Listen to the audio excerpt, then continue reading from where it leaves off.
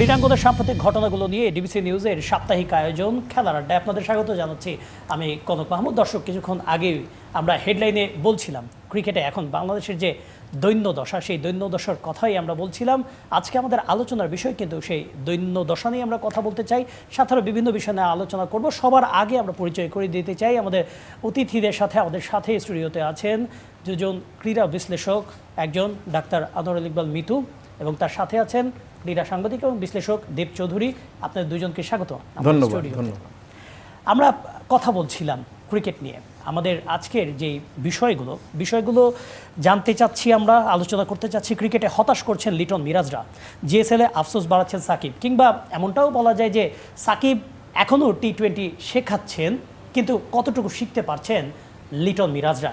আর একই সাথে আমরা বিপিএল নিয়ে কিছু কথা বলতে চাচ্ছি। বিপিএলটা চেঞ্জ করার কিছু পরিকল্পনা হাতে নিয়েছে বিপিএলের গভর্নিং কাউন্সিল কিংবা বিসিবি, সেগুলো নিয়ে কথা বলবো। আর একই সাথে আমরা আলোচনা করতে চাচ্ছি সাম্প্রতিক সময়ে ফুটবলে নারীদের সাফল্য, একই সাথে দিয়েগো জোতার মৃত্যু এবং কেমন চলছে ক্লাব বিশ্বকাপ। এই বিষয়গুলো নিয়ে আমরা আলোচনা করার চেষ্টা করব। যেহেতু বললাম আমাদের সাথে ক্রীড়া বিশ্লেষক আছেন এবং তারা সবগুলো বিষয় নিয়ে আমাদেরকে দারুণ কিছু ধারণা দিতে পারেন, দারুণ কিছু মত দিতে পারেন। আমরা আলোচনায় চলে যাই, শুরুতেই যেতে চাই ডাক্তার আনোয়ারুল ইকবাল মিতুর কাছে। আমরা ক্রিকেট নিয়েই আনফর্চুনেটলি শুরু করতে হচ্ছে আমাদের শো।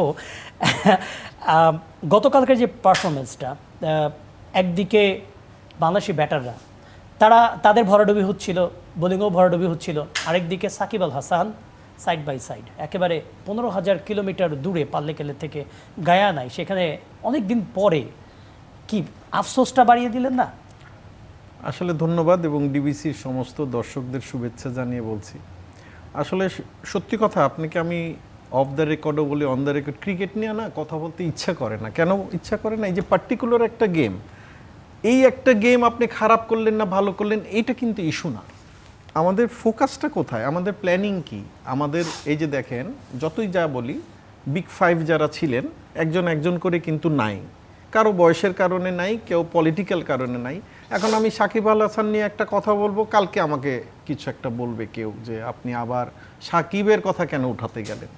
তো এখন দেখেন, মাশরাফি নাই, মোহাম্মদুল্লাহ নাই, মুশফিক নাই, তামিম নাই, এবং এদের কাছ থেকে যখন আপনি কিছু শিখে নিতে পারতেন তাহলেই কিন্তু আমাদের এই টিমগুলো ভালো হতো। আপনি তাবৎ দুনিয়ার ক্রিকেট টিমও দেখেন, ফুটবল টিম দেখেন, সব জায়গায় কিন্তু দেখবেন সিনিয়র একজন দুজন থাকে, তাদের কেন্দ্র করে কিন্তু আপনার টিমটা গঠিত হয়।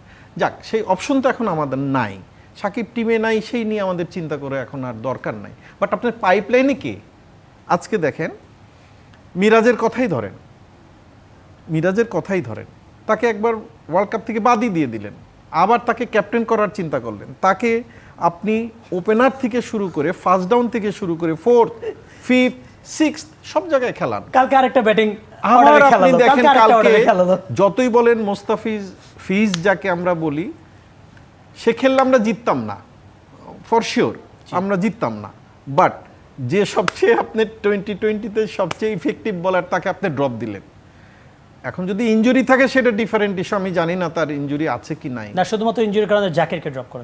তাহলে আপনি এখন তারপরে যে অর্ডারটা আপনি সাজালেন, আপনি 4 জন কিন্তু ওপেনার নিয়ে গেলেন। একটা কথা বলি, সেই তামিম যখন থেকে বলল যে আমি আর খেলবো না, তখন থেকে যে আপনি একজন ওপেনারের বদলে আপনি খালি আমাকে বলেন তো কত ওপেনার আপনারা ট্রাই করছেন, ওপেনার কত নিয়ে খেললেন, ওপেনার কি পেলেন? ওনার সাথে যে ওপেন করতো উনিও এখন আর পারে না। হ্যাঁ, তাহলে এখন কি দাঁড়ালো? আর সবচেয়ে বড় ব্যাপার হলো, আমার যেটা দুঃখ লাগে যে সালাউদ্দিনকে নিয়ে ট্রল হচ্ছে। সালাউদ্দিনকে একটু সময় তো দিতে হবে, কিন্তু আপনার যে সোলজারের তো মাঠে লড়াই করতে হবে। আপনার কমান্ডার প্ল্যানটা এক্সিকিউট করবে বেসিক্যালি তাদের ইয়েটা। আমি একটু জানতে চাচ্ছিলাম দেব চৌধুরীর কাছে, ওনার বিশ্লেষণ, সাংবাদিকতা হয়তোবা এখন অতটা নেই, কিন্তু ওনার বিশ্লেষণ আমি সবসময় দেখে থাকি।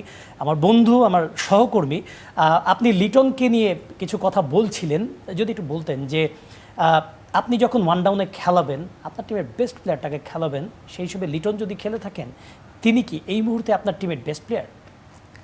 Thank you Kanak. একটা ব্যাপার হচ্ছে যে ওয়ান ডাউনের এখনকার আধুনিক ক্রিকেটে আপনি আপনার বেস্ট ব্যাটসম্যানকেই খেলাবেন কিনা, এটা একটা হাইপোথেটিক্যাল কোশ্চেন। আপনি সেটা নাও করতে পারেন।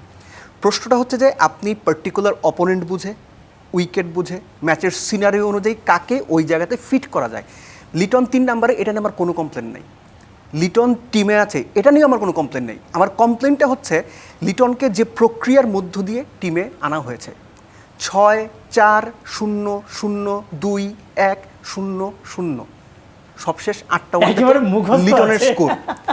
ব্যাপারটা হচ্ছে আপনি লিটনকে একটা সিরিজের মাঝখানে লাস্ট ওয়ানডে থাকতে দেশে শ্রীলঙ্কার হিসেবে ড্রপ করলেন। জি, চ্যাম্পিয়ন্স ট্রফির টিমে লিটন নাই। Sure. অর্থাৎ ওয়ানডের যে আপনার মেইন সেট আপ, সেটাকে আপনি লিটনকে বিবেচনা করছেন না। ফাইন এনাফ, সেই লিটন কোথাও কোনো কিছু না করে আবার ওয়ানডে টিমে ব্যাক করলো।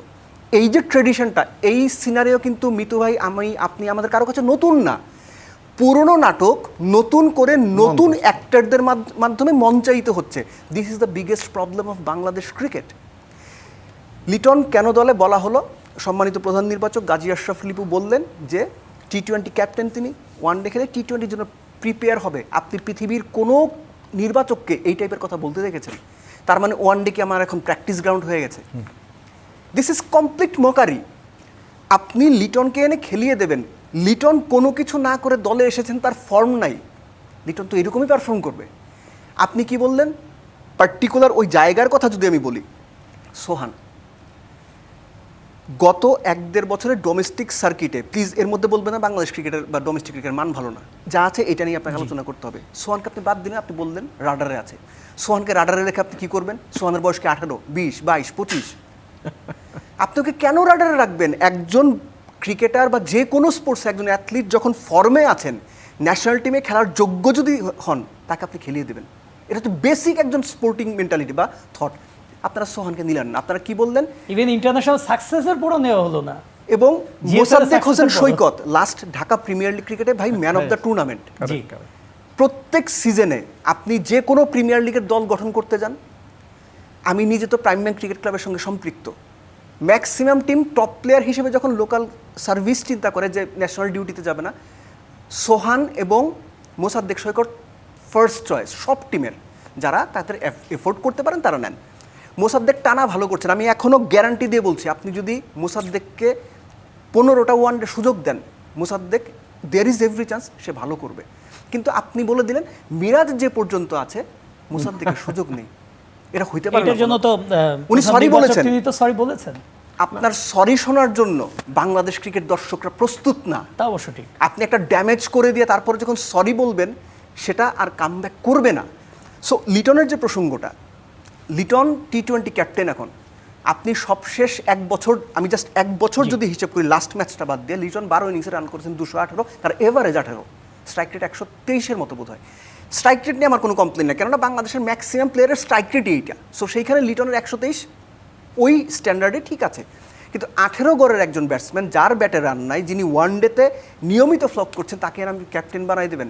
গতকালের ম্যাচটা বা শ্রীলঙ্কার ফার্স্ট ওয়ানডে টি-20 যদি আপনি চিন্তা করেন, বাংলাদেশ পাওয়ার প্লেতে 54 করলো, পারভেজ ইমন ওই সময় 16 বলে 35 রান। লিটন আসলেন 60 স্ট্রাইক রেটে ব্যাট করলেন। ওই সময়ে পারভেজ ইমন ঠিক কোন রোলটা প্লে করবেন তিনি বুঝতে পারলেন না। ক্যাপ্টেন তাকে ওই রোলটা প্লে করতে হবে, এখন এইটা করতে হবে, সেটা বোঝাইতে পারলেন না। মিতু ভাই, এই কথা আপনারা বলেন বা সিনিয়ররা বলে বা আমরাও শুনেছি, 1 উইকেট ব্রিংস অ্যানাদার। টেস্টের ক্ষেত্রে খুব প্রযোজ্য। এখনকার আধুনিক ক্রিকেটের সব ফরম্যাটে এটা প্রযোজ্য। লিটন আউট হলো, ফ্লাড গেট ওপেন হয়ে গেল। এবং যে ছেলে 16 বলে 35 করছে, সে পরের 3 রান করলো 6 বলে, এবং একটা রাশ শট খেলে আউট হয়ে গেল। এটার আরেকটা উদাহরণ, ওয়ানডে ম্যাচে, সেকেন্ড ওয়ানডেতে, ফার্স্ট ওয়ানডেতে আপনি 5 রানে 7 উইকেট হারাইলেন। এটা কেন হবে? বাংলাদেশ সবশেষ 10টা ওয়ানডেতে 55% বা 60% টাইম 50 ওভার ব্যাট করতে পারে নাই। এক লিটনকে দোষ দেয়া আমার মনে হয় লিটনের প্রতি একটা ইনজাস্টিস হবে, কিন্তু দায় দোষ তাদের নিতেই হবে। কেননা মিতু ভাই যেটা বলছিলেন যে আমাদের 5 সিনিয়র চলে যাওয়ার পরে এখন যারা আছেন তারা কি? লিটন 10 বছর ক্রিকেট খেলছেন, মিরাজ 10 বছর ক্রিকেট খেলছেন, তাসকিন 11 বছর ক্রিকেট খেলছেন, মুস্তাফিজ 10 বছর ক্রিকেট খেলছেন। আপনি আর কত সিনিয়র চান? তাই তো। আর কতদিন খেললে তারা ওই দায়িত্বটা নিতে শিখবেন? আমি জাস্ট আপনার প্রশ্নটা থেকে একটা করি যে সাকিবের কথা আপনি বলছিলেন, সাকিবকে আনা হবে কি হবে না, সাকিবকে নিয়ে আলোচনা হবে কি হবে না, সাকিব খেলতে পারবেন কি পারবেন না বাংলাদেশ টিমে, আমার মনে হয় এই সিদ্ধান্ত এখন আর বাংলাদেশ ক্রিকেট বোর্ডের এখতিয়ারে নাই, এটা গভর্নমেন্ট ডিসিশন হবে। পিপলস রিপাবলিক অফ বাংলাদেশের নীতি নির্ধারণী যারা আছেন তারা ডিসাইড করবেন সাকিব বাংলাদেশ টিমের সঙ্গে এনগেজ হবেন কি হবেন না। এখানে আপনি আমি কি বললি কিছু যায় আসে না, ডাজন্ট ম্যাটার আমরা কি বলছি। এখন এই মুহূর্তে সাকিব আল হাসানের 17-18 বছরের ক্যারিয়ার পার করার পরও একদম ক্যারিয়ারের গোধূলি বেলায় আমরা যদি ফিল করি সাকিব আল হাসানকে এখনো দরকার, তাইলে ভাই বাংলাদেশ টিমের ক্রিকেট খেলার দরকার নেই। অবশ্যই এইটা একটা ডিসগ্রেস। আমরা এখনো সাকিবকে মিস করি, তামিমকে মিস করি, কিংবা রিয়াদ মুশফিকের কথা ঘুরে ফিরে আসে কেন? কারণ এই যে যারা 8-10 বছর ধরে খেলছেন তারা বেশিরভাগ সময় দায়িত্ব পালন করতে গিয়ে মিজারেবলি ফেল করেছেন, এবং আরও আনফর্চুনেট তারা যে একটা পার্টিকুলার সিস্টেমের মধ্যে দিয়ে এসে ওই সিস্টেমটা থেকে আর বের হতে পারছে না, এটা তারা কখনো অ্যাডমিট করেন না। তারা তাদের ব্যর্থতার জায়গায় তারা আপনাকে ভুলভাল বুঝিয়ে দেবে, একটা কিছু বলে দেবে, আমরা এখনো শিখছি, আমাদের আরো তরুণ প্লেয়ার দরকার আছে, আমাদের দলটা তরুণ। অবশ্যই মানে এই শেখার ব্যাপারটা একটু আমি যেতে যাচ্ছি মিতু ভাইয়ের কাছে। মেহেদী হাসান মিরাজ বললেন আমরা ইয়াং টিম, আমরা এখনো শিখছি।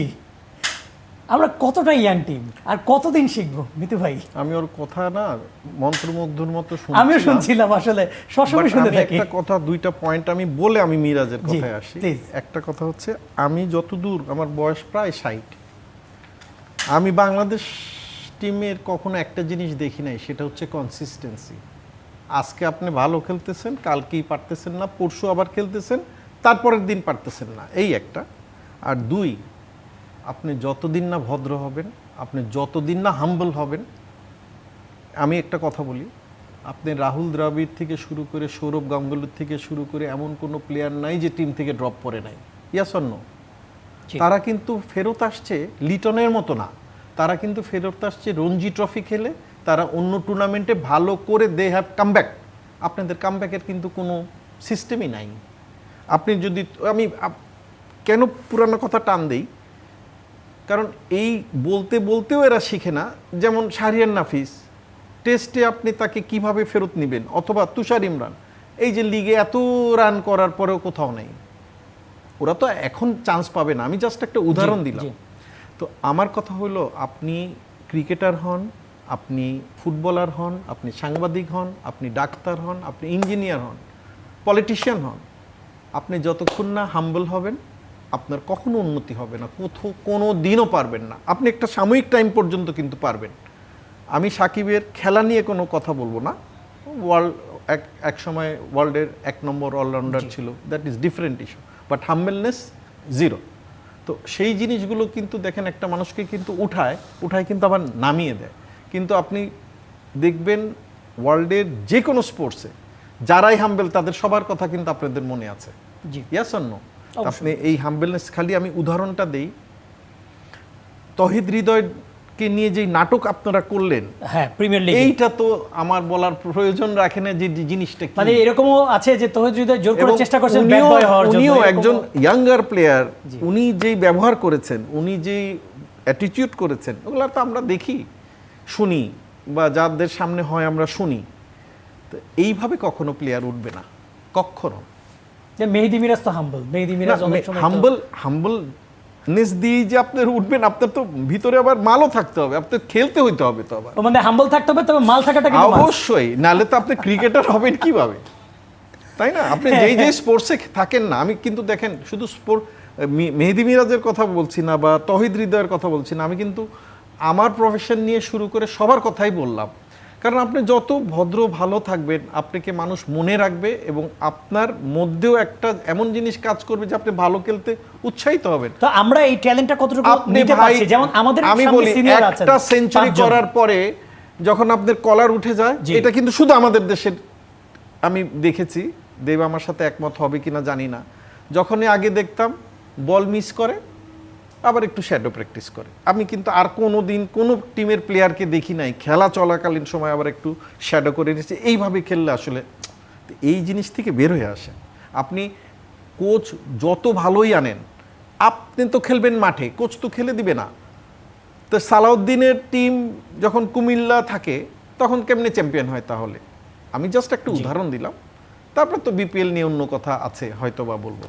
মানে এটা কি এরকম যে হ্যাঁ, মোহাম্মদ সালাউদ্দিনকে নিয়ে কথা হচ্ছে, যেহেতু উনি এই দায়িত্বে আসার আগে হয়তোবা বিদেশি কোচদেরকে নিয়ে বেশ কিছু মন্তব্য করেছেন, সিস্টেম নিয়ে কিছু কথা বলেছেন মোহাম্মদ সালাউদ্দিন, হয়তোবা এই কথাটা আসে। কিন্তু বিষয়টা কি এরকম যে কোচ সালাউদ্দিনের মানে প্ল্যানগুলো এক্সিকিউট করতে পারছে না কিংবা নিতেই পারছে না আমাদের ক্রিকেটাররা, এরকমটা কি মনে হয় কিনা দেব? আচ্ছা, আপনি যে প্রশ্নটা মিতু ভাইকে করেছিলেন, মিতু ভাই বোধহয় মানে হ্যাঁ, ওই অ্যানসারটা কিন্তু দেয় নাই, ওই অ্যানসারটা আবার করব আমি। আমি জাস্ট এটা একটা কথা বলি, কোনটা আমি একটু হয়তো ওই মিরাজের ইস্যুটা যে মানে আমরা কতদিন শিখবো আর তুমিই বলে দাও। মিরাজ বলেছেন যে কতদিন শিখবে, এই পার্টিকুলার কথার কথা আমি বলছি না। 2017-তে সাউথ আফ্রিকাতে বাংলাদেশ সাউথ আফ্রিকার গেছে, দুটো টেস্ট খেললো, কোনোটাই 200 করতে পারে নাই। সম্ভবত আপনার পচেস্ট্রুমে নাকি পচেস্ট্রুমে সম্ভবত। ওই সময় বাংলাদেশ 500 রানের মতো পিছায় আছে। প্রেস কনফারেন্সে লিটন আসছে, লিটন বলে বসলো আমরা 600 করতে পারি, আমাদেরকে ডাবল 100 করতে পারে। ওই সিরিজেই সাব্বির প্রেস কনফারেন্স আসছে, সে বলে বসলো আমরা 1000 রানও করতে পারি। মানে আমি জাস্ট উদাহরণ দুটো এই জন্য দিলাম যে আপনি কি বলছেন আপনি জানেন না, আপনি যেটা বলছেন ওটা ক্রিকেটীয় ব্যাখ্যার সঙ্গে সম্পৃক্ত কিনা এই বোধটুকু আপনার নাই। কোন সিচুয়েশনে কি কথা বলতে হবে, বিং এ ক্রিকেটার আপনার টিমের অবস্থানটা কি। আমরা না, আমি মানে ক্রিকেটের সামগ্রিক কথা বলছি, একটা ফেক কনফিডেন্স নিয়ে ঘুরি, এবং এই ফেক কনফিডেন্সটা মিডিয়া প্লেয়ারদের দেয়, আমরা প্লেয়ারদের দেই, ক্রিকেট বোর্ডের প্লেয়ারদের দেয়। মনে করা হয় যে দে আর বিগার প্লেয়ার্স। লিটন কি রিকি পন্টিং? আমাদের দেশের যে প্লেয়াররা 11 জন 15 জন বা 20 জন আছেন, আপনি গ্লোবাল স্ট্যান্ডার্ডের প্রত্যেকটা টপ টিমের 20 জন প্লেয়ারের সঙ্গে আপনি তুলনা করেন তো, তাদের স্কিল, টেম্পারমেন্ট, গেম অ্যাওয়ারনেস, তাদের অ্যাটিটিউড কাছাকাছিও আপনি পাবেন না। সো জিনিসটা হচ্ছে কি, মিরাজ এই কথা বলবেন এটাই স্বাভাবিক, তারা একটা মুখস্থ বুলি শিখে বড় হন, তাদের গেম অ্যাওয়ারনেস যেমন কম, ঠিক একইভাবে কোন কথা কিভাবে কখন বলতে হবে, কি বলা উচিত, এই অ্যাওয়ারনেসও নেই, জানে না। মিতু ভাই যেটা বলতে, তারা জানে না। কিন্তু এরা কিন্তু খেয়াল করে দেখেন, মিরাজ বাংলাদেশ ক্রিকেটের প্রপার সিস্টেম থেকে উঠে আসা একজন প্লেয়ার। জি, তিনি এইচ লেভেল খেলেছেন, আন্ডার 19 ক্যাপ্টেন ছিলেন। সো তার তো এই সমস্ত ব্যাপারে প্রজ্ঞা বলেন বা আমরা উইজডম যেটাকে বলি, এটা থাকা উচিত। তিনি কিভাবে বলেন এই টিমটা ইয়াং। সো জিনিসটা হচ্ছে এরা যে ক্রিকেটটাকে ক্রিকেটের মতো বোঝে না, এটা হচ্ছে তার একটা প্রমাণ, এবং এটা নতুন কিছু না। আমরা দিনের পর দিন এগুলো দেখেই অভ্যস্ত। এবং সবচাইতে বাজে ব্যাপার হচ্ছে কি, যখন আপনি প্লেয়ারদের উঠিয়ে আনবেন তখন একটা গ্রুমিং প্রসেসের মধ্যে দিয়ে আনতে হয়। আপনি ন্যাশনাল টিমের একজন প্লেয়ারকে, সালাউদ্দিন স্যারের কথা বলা হচ্ছিল, সালাউদ্দিন স্যার কি কাউকে এখন কাভার ড্রাইভ শেখাবে, স্কোয়ার কাট শেখাবে? না, অ্যাট লিস্ট ন্যাশনাল টিমে পুল খেলার সময় আপনার পাও ব্যাকফুট অফ স্ট্যাম্পের বাইরে যেতে হবে, এই সমস্ত শিখাবে? এইটা যদি শিখাইতে হয় কোনো, তাহলে সিরিয়াস প্রবলেম রে ভাই। অবশ্যই। সো তাহলে ন্যাশনাল টিমের দরকার নাই। আপনার কোচ সালাউদ্দিন স্যারের, হ্যাঁ, ওনার আন্ডারে টিমের ব্যাটসম্যানরা আরও খারাপ করছে, আগেও খারাপ ছিল, আরও খারাপ করছে, সমালোচনা হবে। সালাউদ্দিন স্যারকে এগুলো সহ্য করতে হবে। মানে this is an hot seat. Hot সিটে আপনি যখন থাকবেন, হট কমেন্টস, হট কোশ্চেন্স আপনার দিকে যাবে। কিন্তু যারা অপারেটিভ দায়িত্বে আছেন, এই অপারেটিভ দায়িত্বে থাকা ক্রিকেটাররা, আধুনিক যুগে বাংলাদেশের ক্রিকেটারদের যে ধরনের দুর্বলতা আছে, স্ট্যাট বেসড দুর্বলতা, অমুকে অফ স্ট্যাম্পের বাইরে 10টা বল করলে 6টা বিট হবে প্রথম 10 বলের মধ্যে, কিংবা ওকে শর্ট বল দিলেও খেলতে পারে না, এই বিষয়গুলো পৃথিবীর সবাই জানে। সো আপনিও জানেন, আপনি ওটা আপনার মতো করে রেকটিফাই করে ইমপ্লিমেন্ট করতে পারছেন না, এটা কমপ্লিটলি এন্টায়ারলি ওই ক্রিকেটারের। অবশ্যই এটা আমাদের তো মানে লস। অবশ্যই আমরা কথা বলছিলাম আমাদের ক্রিকেট দলের যে দৈন্যদশা মাঠের ক্রিকেটে, সেটা নিয়ে মাঠের বাইরেও তো বেশ কিছু দৈন্যদশা আছে, সেগুলো নিয়ে পরে কথা বলতে চাই। আপাতত মাঠের খেলাটাই থাকতে চাচ্ছি। একটা বিরতি নিচ্ছি, আমাদের সাথেই থাকুন। বিরতির পর আবারও ফিরে এলাম ডিবিসি নিউজের খেলার আড্ডায়। আপনাদের সাথে আছে আমি কনক মাহমুদ, আমাদের সাথে স্টুডিওতে আছেন ক্রীড়া বিশ্লেষক ডাক্তার আনোয়ার ইকবাল মিতু, এবং একই সাথে আছেন দেব চৌধুরী। আমরা কথা বলছিলাম মাঠের ক্রিকেট নিয়ে, তবে মাঠের বাইরের ক্রিকেট নিয়েও কিন্তু বেশ অনেকগুলো কথা শোনা যায়। আমাদেরকে কথা তো বলতে হবে, তারপরে কিন্তু আরও অনেক বিষয় আছে আমাদের কথা বলার জন্য। ফুটবলের বিষয় নিয়েও কথা বলবো। আমরা একটু মাঠের বাইরের ক্রিকেটে যেতে চাচ্ছিলাম। এই যে এত কিছু যে হচ্ছে মাঠের মধ্যে, বিসিবি নতুন লিডারশিপে কতটুকু পারছে গুছিয়ে নিতে, আমরা দেখছি বিসিবি খুব ব্যস্ত, অনেক ব্যস্ত। তবে মাঠের এই যে আপনার ক্যাপ্টেন্সি চুজ নিয়ে আপনার শান্তকে সরিয়ে হঠাৎ করে মিরাজকে দায়িত্ব দেওয়া, হুট করে, এখানে অনেক কথা রয়েছে। কিন্তু এখন বিসিবি ব্যস্ত বিপিএল নিয়ে। বিপিএলে হয়তো বা একটা চেঞ্জ আসতে পারে, নতুন দলের নতুন ভেন্যুর কথা বলা হচ্ছে, একটা ম্যানেজমেন্ট ফার্মকে আনার কথাবার্তা চলছে, সব কিছু মিলিয়ে মাঠের বাইরে ক্রিকেট কি এখন এগুলো নিয়ে কথা বলার সময়, নাকি আগে স্ট্রাকচার নিয়ে কথা বলার সময়? আসলে দেখেন, আপনি অনেক কয়টা প্রশ্ন একবারে করলেন। আমার কাছে মনে হয় যে একটা বোতলে আপনি আগে যে পানিটা রেখেছেন, সেই পানি ফেলে নতুন পানি ওই একই বোতলে রাখলেন। আমি যেমন বলি, যেমন একটা একটা করে বলি, যেমন ধরেন বুলবুল আসছে, very good, he is a very honest গাই, অত্যাধিক ভদ্র, হাম্বল যেটা বলতেছিলাম, একজন মানুষ। অবশ্যই। কিন্তু আপনি কি একটা বডির মাথা বসালি বডিটা ঠিক হয়ে যাবে এরকম কি? আপনার তো তার সাথে লোক লাগবে। আর আপনার সেই ভোটই কিন্তু হবে, সামনে ইলেকশন হবে। এখন সেই ইলেকশনটা কি জাতীয় ইলেকশনের আগে না পরে এটা নিয়ে কনফিউশন আছে, বাট আমি যতটুকু খবর রাখি অক্টোবরের মধ্যে হয়ে যাবে। আর আপনি যদি সেই পুরানা সিস্টেমই রাখেন তাহলে সেই পুরানা লোকগুলোই আসবে, এবং পুরানা লোকগুলো আসলে তারা কি ভালো করবে না খারাপ করবে সেটা পরের ইস্যু। এখানেও যে একদম ভালো মানুষ নাই, নট নেসেসারিলি, মানে ভালো মানুষও আছে, খারাপ মানুষ আছে, কিন্তু আপনি যেটাকে বলা হয় যে ঢেলে সাজানো, সেটা কখনোই আমাদের কোনো স্পোর্টসেই হবে না, নট অনলি ক্রিকেট। আচ্ছা, এরপরে আপনি আসেন বিপিএল। আমরা যারা কথা বলি, টকশো করি, আমরা কিন্তু মিডিয়ার মাধ্যমেই জানতে পারি যে কি হচ্ছে কি না হচ্ছে, কতখানি সত্য কতখানি মিথ্যা।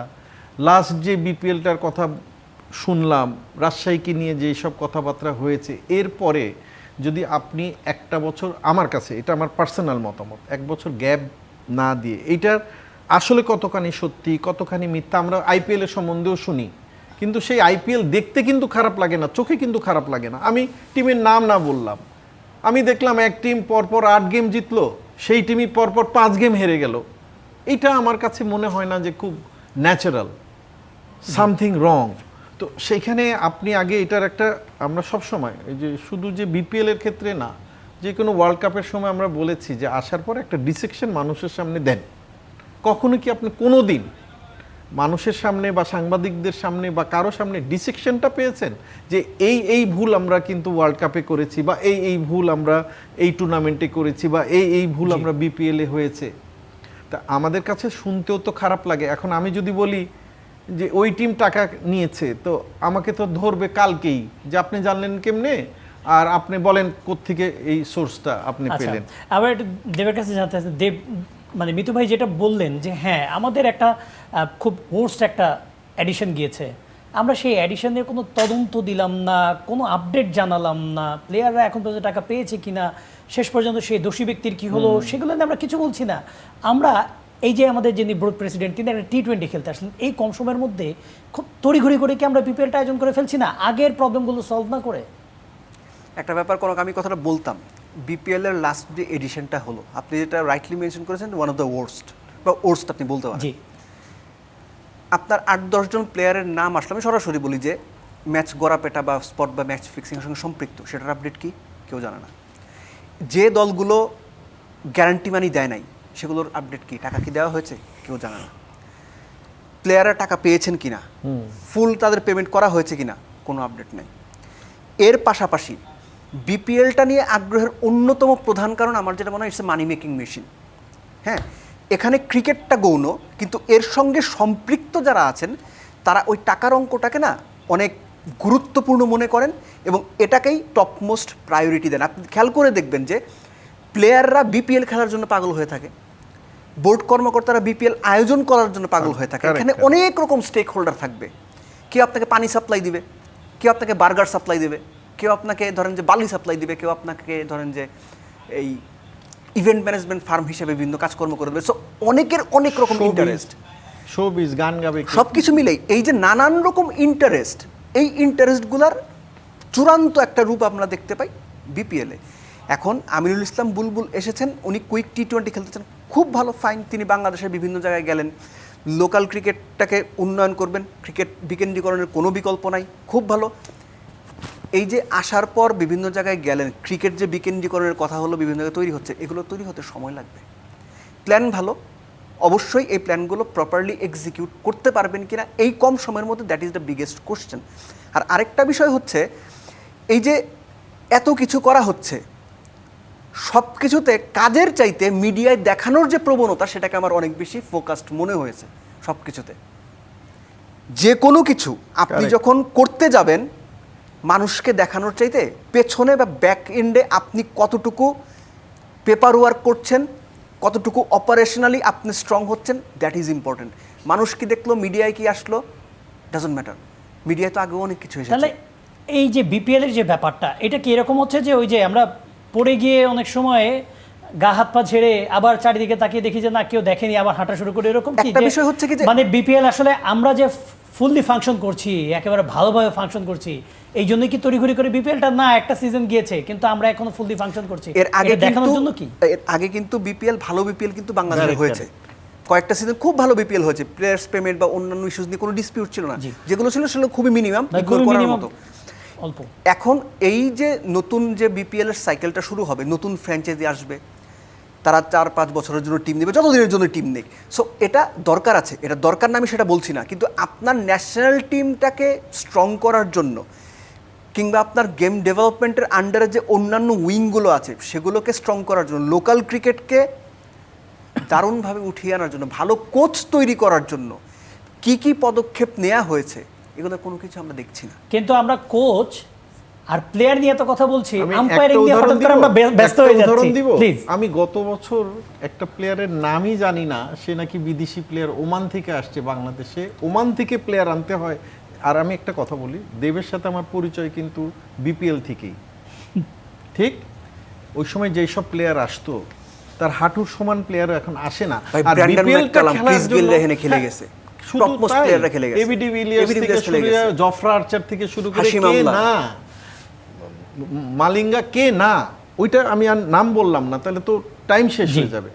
আমি যেটা বলতে চাচ্ছি, বিপিএল এর তো 3টে উদ্দেশ্য। একটা হচ্ছে আমাদের প্লেয়ারগুলো বিদেশি ভালো প্লেয়ারদের সাথে Dressing বাস room শেয়ার করা, ড্রেসিং রুম শেয়ার করা, তারপরে তাদের কাছ থেকে টিপস নেওয়া, এটাতে হলে আমাদের প্লেয়াররা বেনিফিটেড হবে, প্লাস ফিনান্সিয়ালি একটা বেনিফিটেড হবে। অ্যান্ড আপনি নিয়ে আসতেছেন এমন একজন প্লেয়ার যেটা আমার দেশের প্লেয়ার তার থেকে 1000 টাইম বেটার, আপনি তাদের দিয়ে খেলিয়ে যাচ্ছেন, সেটা দিয়ে আবার বলতেছেন আমরা এই যে দেখেন, আবার কোনো সময় শুনি, জানি না সত্যি মিথ্যা, মাঠ ছোট করে দেওয়া হয়েছে, বেশি ছয় হয় যেন। ছয় যাতে বেশি হয়। এগুলো যদি হয় তাহলে আপনার ক্রিকেট আরো তাহলে down তো আমরা হবে। ইন্টারন্যাশনাল টি20-তে মানে এরকমই পারফর্ম করবো আলটিমেটলি। টিম আরো ডাউন হবে, এবং অবশ্যই। আপনার যে ক্যালেন্ডারটা, এই ক্যালেন্ডার যদি চেঞ্জ না জি। করেন, আপনার তো ভালো বিদেশি প্লেয়ার আসবে অবশ্যই না। আমরা আরেকটা বিরতি নিতে হচ্ছে আমাদেরকে। আমরা কথা বলছিলাম ক্রিকেট নিয়ে, তবে হ্যাঁ, ক্রিকেটের বাইরে আরো অনেক ইতিবাচক বেশ কিছু ব্যাপার রয়েছে, সেগুলো নিয়ে কথা বলতে হবে। আরেকটা বিরতি নিচ্ছি, আমাদের সাথেই থাকুন। বিরতির পর আবারও ফিরে এলাম খেলার আড্ডায়। আপনাদের সাথে আছে কনক মাহমুদ, আমাদের সাথে স্টুডিওতে আছেন ডাক্তার আনোয়ারুল ইকবাল মিতু এবং দেব চৌধুরী। আমরা কথা বলছিলাম ক্রিকেট নিয়ে। হ্যাঁ, ক্রিকেট নিয়ে তো কথা বলছি, অনেক আফসোস করলাম, অনেক না পাওয়ার বেদনা। যদি প্রাপ্তির কথা বলি, আমরা প্রাপ্তির আনন্দের কথা বলি, নারীদের ফুটবল, কদিন আগে আমাদের জাতীয় নারী ফুটবল দল তারা এএফসি যে এশিয়া কাপ, সেখানে প্রথমবারের মতো পা রেখেছে। মানে আমরা সাফল্য বুভুক্ষ জাতি, সবাই সাফল্য চায়। এই যে মানে ক্রিকেটের এক সাইডে আমরা যে হতাশাগুলো দেখছি, ওদিকে আমাদের মেয়েরা প্রথমবারের মতো যে প্রথমবার কোয়ালিফাই করলো, এইখানেও তো আমরা বিদ্রোহ দেখেছি নারী ফুটবলারদের, সেখান থেকে তাদের ফিরে আসা। এইটা কি মানে আমাদের কি কোনো বার্তা দেয় না? আমরা অন্য ইভেন্টগুলোকে পারি না এইভাবে খেলতে? না দেখেন, আসলে বাংলাদেশ নারী ফুটবল আমাদের পুরুষ ফুটবল বা অন্য খেলার থেকে ভালো, জি, সেটা ঠিক আছে। বাট আপনি যখন ওয়ার্ল্ডের সাথে কম্পেয়ার করবেন, যখন এই যে ইনশাল্লাহ আমরা তো সবাই এটাতে খুশি। শুনেন, বাংলাদেশের সাফল্যতে যদি বাঙালি আমরা যদি খুশি না হই, তাহলে তো আমরা বেঈমান। তাতে আমরা খুশি, কিন্তু এরা যে সাফল্যটা প্রথমবারের যে সাফল্যটা নিয়ে আসছিল, আমার মনে আছে ক্রিকেট বোর্ড তাদেরকে আপনার টাকা দিয়ে সাহায্য করেছে, ওয়ারাস এরা কত গরিব ফ্যামিলির থেকে উঠে এসেছে। আপনারা বলতে আপনাকে বলছি না, আমরা আপনারা কিছু করেছি তাদের জন্য। এই যে এত বড় বড় আপনার বসুন্ধরা ছিল, বা আপনার ফ্রেশ, তারপরে আপনার বেক্সিমকো, বা আগে যারা ছিলেন তারা, এদের কি কোনো রকমভাবে কেউ হেল্প করেছে? এদের যে আপনি কি আপগ্রেড করবেন, এদের যে আপনি ড্রেসিং রুমটা ঠিক করে দিবেন, এদের যে আপনি বিদেশে আপনি দেখেন, এই যে আমরা এখন যাদের সাথে খেলে আসলাম, তাতে আমরা অনেক সাফল্য কথা বলছি। নেক্সট আপনি যখন এই টিমটাই যখন জাপান কিংবা কোরিয়া, অস্ট্রেলিয়া, কিংবা যখন অস্ট্রেলিয়া, আমরা হারতে পারি, কিন্তু আমরা যেন যোজন যোজন গোলের ব্যবধানে না হারি, সেই সিস্টেমের জন্য কিছু করছেন? আমি বলতে চাচ্ছি, যেই কোনো স্পোর্টসেই হোক, তাদেরকে একটা ভালোভাবে রাখা। আজকে যদি দেব একজন ফুটবলারই হয়ে থাকে, তার যদি ফ্যামিলির কথা চিন্তা করতে হয় যে আমার বাচ্চাটার স্কুলিং, আমার বাচ্চাটা তো অসুস্থ, বা আমার ওয়াইফ ঠিক মতো করতে পারতেছে না, ও জীবনেও ভালো খেলতে পারবে না। বাইরে যেটা হয় প্রফেশনালিজম, যে শব্দটা, সেটা আমাদের এখানে টাকার পরিমাপে আছে, বাট অবস্থাতে না। হ্যাঁ, আমরা মানে দেবের কাছে জানতে চাচ্ছিলাম, বাফুফে তো বলছে অলরেডি কিন্তু ইন্ডিয়া, তারাও কিন্তু সাউথ এশিয়ান জোন থেকে কোয়ালিফাই করেছে, তারা অলরেডি আজকে বিশাল একটা প্ল্যান দিয়েছে। আর বাংলাদেশ এখনও প্ল্যানটা দেয়নি, যেহেতু কোচ পিটার বাটলার আছেন, তাবিতাওয়াল, তারা একটা বড় একটা প্ল্যান করবে। বাট তারপরেও মানে যেহেতু আমরা দেখলাম আমরা র্যাঙ্কিংয়ে 73 ধাপ উপরে থাকা দলকে হারাতে পারছি, আমরা এশিয়া কাপে কি এরকম কোনো আশা করতে পারি কিনা এই নারীদের নিয়ে? প্রথম কথা হচ্ছে আশা আপনাকে করতে হবে, ওই পর্যন্ত যখন যেতে পেরেছে আশাটা অবশ্যই করতে হবে। এখন কথা হচ্ছে যে এই আলোচনাটা না আপনার খুব আনপ্লেজেন্ট একটা আলোচনা, বুঝছেন? কারণ আমাদের নারীরা যে পরিমাণ সামাজিক পারিবারিক বাধা বিপত্তি পার করে এই পর্যন্ত আসে, আমাদের প্রত্যেকটা পুরুষের দ্বারাই তাদের স্যালুট দেওয়া উচিত। হ্যাঁ, অবশ্যই। ওরা যে ডিফিকাল্টিস ফেস করে শুধুমাত্র ওরা জানে। মিতু ভাই যেটা বলছেন যে আসলে যে কোনো কিছুতে আপনার ফিনান্সিয়াল স্টেবিলিটি বা অর্থনৈতিক নিরাপত্তা বলতে আমরা যে কথাটা বুঝি, সেটা যদি এনশিওর থাকে তাহলে যে কারোর জন্য কনসেন্ট্রেট করাটা অনেক সুবিধা হয়। অন্যান্য দেশের নারী ফুটবল, আপনি পাশের দেশ ভারতের উদাহরণ দিলেন, তারা তাদের নারী ফুটবল দলের প্লেয়ারদের জন্য আলাদা করে বোনাস ঘোষণা করেছেন। আমরা তাদেরকে এয়ারপোর্ট থেকে রাত্রি 2টার সময় সংবর্ধনা দিয়েছি, তাদের কি কোনো বোনাস ঘোষণা করা হয়েছে? এখন পর্যন্ত হয়নি। বরং মন্ত্রণালয় দিয়েছে, সম্মানিত উপদেষ্টা তিনি 50 লাখ টাকা তাদেরকে দিয়েছেন। Nice thing to do. So বাফুফের অবস্থা কি এতই খারাপ? সেটা যদি হয়ে থাকে, আমরা তো কাজী সালাউদ্দিনের ওই দুর্বিষহ সময়টাতেও এই একই গান শুনেছি, টাকা নাই, পয়সা নাই, স্পন্সর বেতন দেওয়া হয় না। আচ্ছা, আপনারা আমরা ডিফারেন্ট কিভাবে হইল? হ্যাঁ, অবশ্যই আমি আশা করি বাফুফে এই ব্যাপারে গুরুত্ব দিবে। আমি একটু যেতে চাই এমন একটা আলোচনায়। আমাদের সাথে কিন্তু স্টুডিওতে যে দুজন আছেন, দুজনে কিন্তু লিভারপুল সমর্থক, এবং লিভারপুল সমর্থক যেহেতু একটা জিনিস নিয়ে আলোচনা করতে হয়, সাম্প্রতিক সময়ে একজন ফুটবলারের মৃত্যু হয়েছে, ডিয়েগো জোতা, লিভারপুল তারকা, এবং তাকে বেশ বেদনার সাথেই বিদায় দিতে হয়েছে।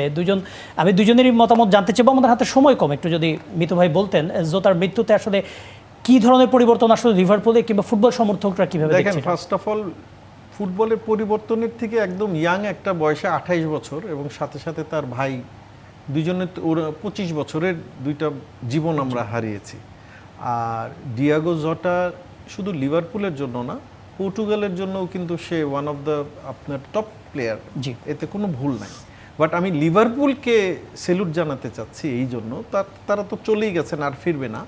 বাট ওনার আরও 2 বছরের যে কন্ট্যাক্ট ছিল, সে পুরা 2 বছরের কন্ট্যাক্টের পুরাটা পয়সাটাই তারা তাকে দিবে। নট অনলি দ্যাট, জটার যে 3টা বাচ্চা আছে, এই 3 বাচ্চার যতদিন তারা পড়ালেখা করতে চায় ততদিন পর্যন্ত সেই পড়ালেখার খরচ লিভারপুল ক্লাব নিবে। That's why I salute Liverpool. আমরা সাপোর্ট করি বলে না, এরকম কাজ এই যে দেখেন, জাস্ট খালি এটার সাথে উদাহরণ দেই, আমাদের নারী ফুটবল যেই সম্মানটা আপনাকে এনে দিয়েছে, এখনও পর্যন্ত আমরা তাদেরকে কোনোভাবে, ফিনান্সিয়ালটাই কিন্তু সবচেয়ে ইম্পর্টেন্ট ওদের জন্য। ওই যে দেব কিন্তু একটা কথা বারবার বলছে, ওরা যেই ফ্যামিলির থেকে উঠে এসছে, আপনি খালি একটু জার্মানি কিংবা ইংল্যান্ড কিংবা ইউএসএ কিংবা আপনি জাপান, আপনি এদের ইকোনমিক কন্ডিশনটা একটু দেখেন আর আমাদের কন্ডিশনটা দেখেন, এবং এই দেখেন একটা বিদেশি প্লেয়ার তার মৃত্যুতে তার ছেলের মেয়েদের একেবারে পুরো পরিবারের দায়িত্ব নিয়ে নেওয়া, এটা অনেক বড় ব্যাপার। অবশ্যই দেবের কিছু বলার আছে কিনা? জোতার খেলা দেখেছেন, রাত জেগে দেখেছেন, যদি কিছু বলেন। হি ওয়াজ এ ক্লিনিক্যাল ফিনিশার লিভারপুল টিমে, এবং ডিয়েগো জোতার মারা যাওয়ার যে খবরটা, সেটা পাওয়ার পরে আমি আজকে পর্যন্ত আপনার যে কোনো, weather it is Instagram or Facebook what ever, তার রিলেটেড কোনো পোস্ট যদি আমার সামনে আসে, আমি সঙ্গে সঙ্গে সেটা স্ক্রল করে সরে যাই। আমি ওখানে চোখ রাখতে পারি না। Not necessary say Liverpool player ছিল।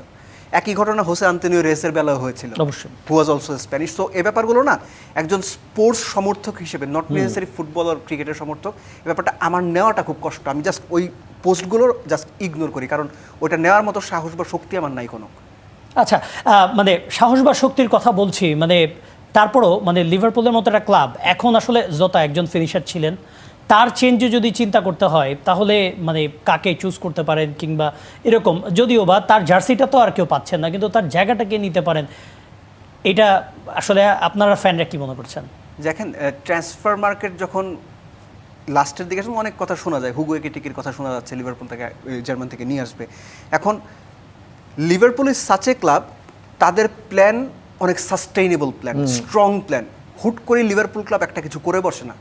লাস্ট সিজনে তারা জাস্ট জর্জিও মামারদাশভিলিকে কিনেছিল এবং তাকে ওই ভ্যালেন্সিয়াতে লোনে রেখেছিল, এই বছর যোগ দিবেন। এই বছর এই বছর তারা they are spending a lot of money. So এই ভিশনটা আছে। আবার দেখবে যে নেক্সট 3 বছর লিভারপুল স্পেন্ড করবে না।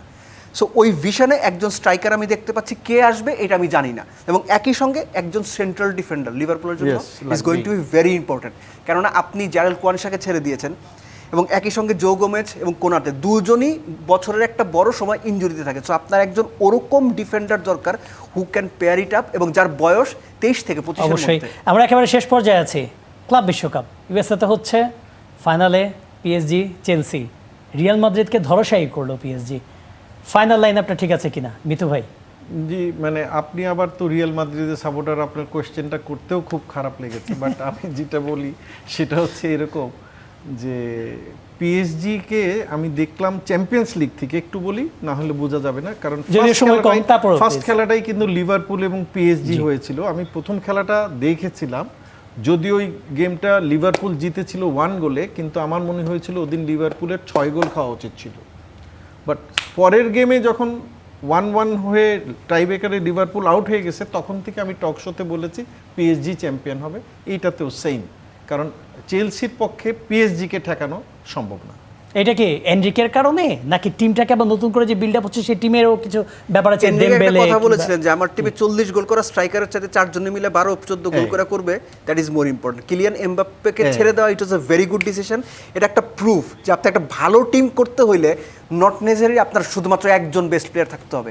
আপনার যদি একটা বাঞ্চ অফ ওইরকম হাংরি প্লেয়ার্স থাকে, আপনি সাকসেস পাবেন, এটা মোটামুটি নিশ্চিত। জাস্ট ছোট্ট করে অ্যাড করে দেই, 2022 আর্জেন্টিনা চ্যাম্পিয়ন হয়েছে।